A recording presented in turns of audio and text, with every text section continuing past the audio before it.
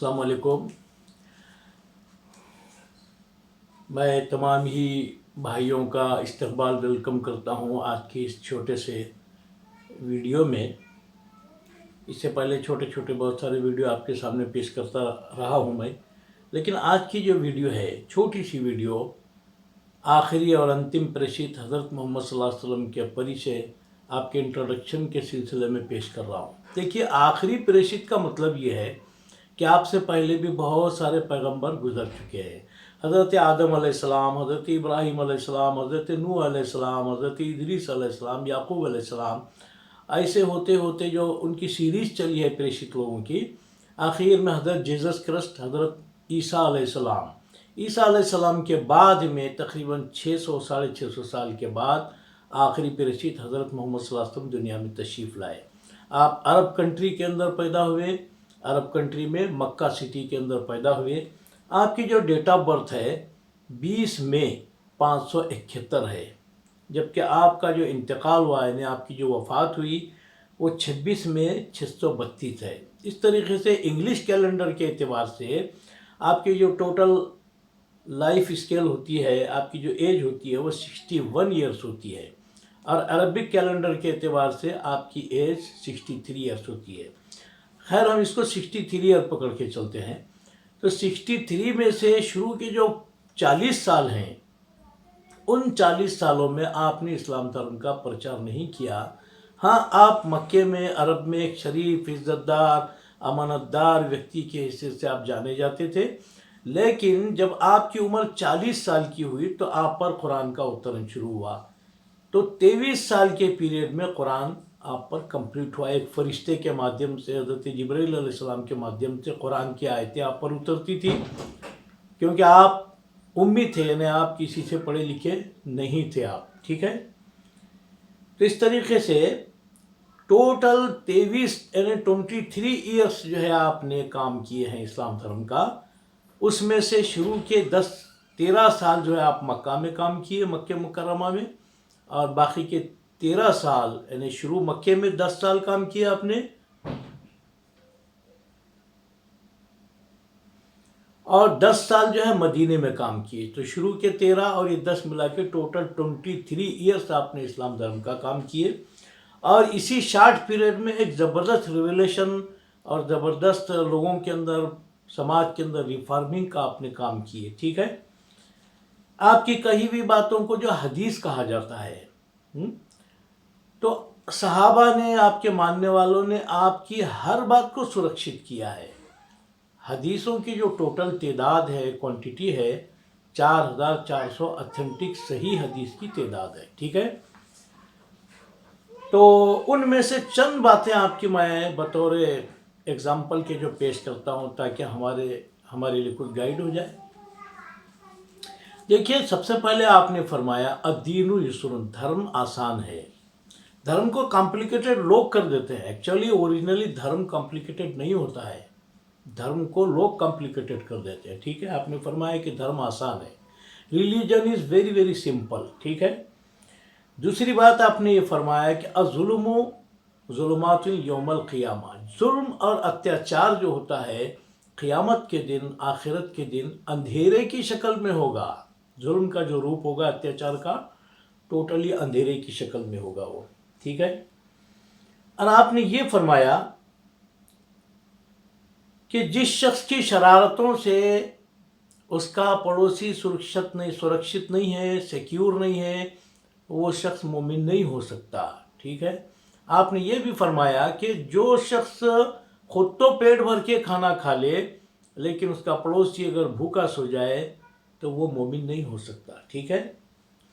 और आपने ये फरमाया कि सिल मन क़ता, तुम उससे रिश्ता जोड़ो जो रिश्ता तोड़ता है। ख़ानदानों में ऐसी बहुत सारी चीज़ें होती है, लोग रिश्ते तोड़ लेते हैं आपस में, बहुत सारे, सभी धर्मों के अंदर आप देखिए मामूली बातों से रिश्ते तोड़ लेते हैं। तो आपने फरमाया कि सिल मन क़ता, जो रिश्ता तोड़ता है तो तुम उससे रिश्ता जोड़ो। आपने फरमाया ला यदखुल जन्नत क़ातिउन, रिश्ते तोड़ने वाला जन्नत के अंदर दाखिल नहीं होगा, ठीक है।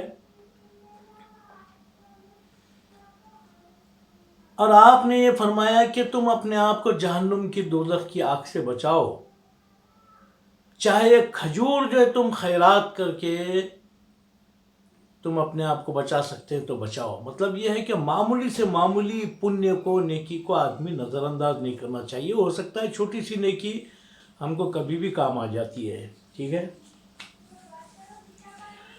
اور آپ نے ایک بڑی خاص بات آپ نے فرمائی ایک مرتبہ کہ آدمی زبان سے کبھی اتنے اچھے شبد نکالتا ہے، اتنی اچھی باتیں بولتا ہے زبان سے، اللہ ان باتوں سے بہت خوش ہوتا ہے، اس کے شبدوں سے، اور اللہ ان نیک اچھی باتوں کو جو اس نے کہا ہے اللہ اس کو نظر میں رکھتا ہے، یہاں تک کہ جب اس کا انتقال ہو جاتا ہے تو ان اچھے باتوں کی برکت سے اللہ تعالیٰ اس کو جنت کے اندر پہنچا دیتا ہے۔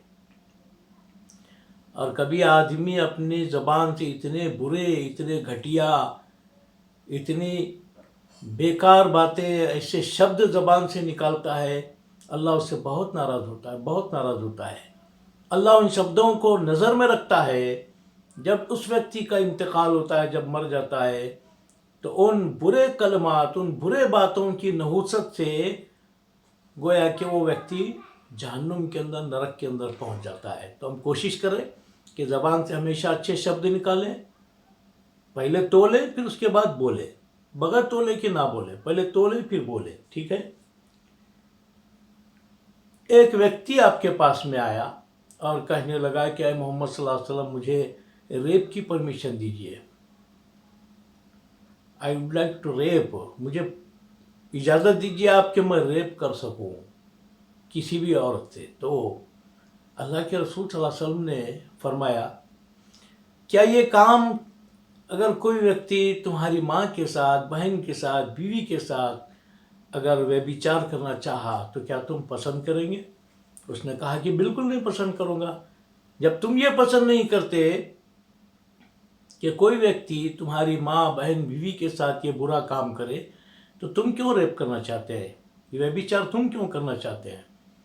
اس شخص کے اندر جو ہے روشنی کا چراغ گویا کہ روشن ہو گیا، اس نے جو ویبچار سے توبہ کر لیا اور سیدھا راستہ اختیار کر لیا، ٹھیک ہے۔ میرے بھائی ایسی بہت ساری باتیں ہیں حضرت پیغمبر محمد صلی اللہ علیہ وسلم کی، اور لوگ مکے میں، عرب میں اسلام قبول کرنے سے پہلے جو آپ کے دشمن تھے بہت نفرت کرتے تھے آپ سے، لیکن جب آپ کے قریب رہتے تھے، جب آپ کو قریب سے دیکھتے تھے تو آپ کے اخلاق سے، آپ کے چرتر سے امپریس ہو جاتے تھے اور فوری اسلام کے اندر داخل ہو جاتے تھے۔ اور آپ کی آمد کا ادیش یہ نہیں ہے کہ لوگوں کی مار پٹائی کریں، لوگوں کو ماریں، آپ قطعی یہ نہیں چاہتے تھے۔ آپ نے کہا کہ معاف کرو، لوگوں کو معاف کرو۔ کیا قرآن کا بھی ایک کی آیت ہے، والکاظمین الغیظ، مسلمان ایمان والا وہ ہوتا ہے جو اپنے غصے پر کنٹرول کرتا ہے، والعافین عن الناس، اور لوگوں کو معاف کرتا ہے، لوگوں کو معاف کرتے ہیں، واللہ یحب المحسنین، اللہ تعالیٰ احسان کرنے والوں کو پسند کرتا ہے۔ کیا سمجھا؟ تو حضرت محمد صلی اللہ علیہ وسلم کے مادھیم سے جو اسلام جو پھیلا ہے دراصل میں وہ آپ کے اخلاق سے پھیلا ہے، آپ کے اچھے چرتر سے جو پھیلا ہے، گیان سے پھیلا ہے۔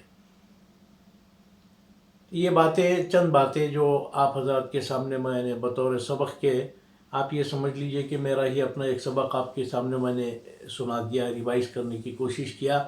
اللہ سے دعا ہے کہ سارے ہمارے بھائیوں کے ساتھ، انسانی بھائیوں کے ساتھ سبودی کا اور خیر کا اور عافیت کا معاملہ کرے، ہر قسم کی بلائیات سے ہم سب کو محفوظ رکھے، آمین۔ السلام علیکم۔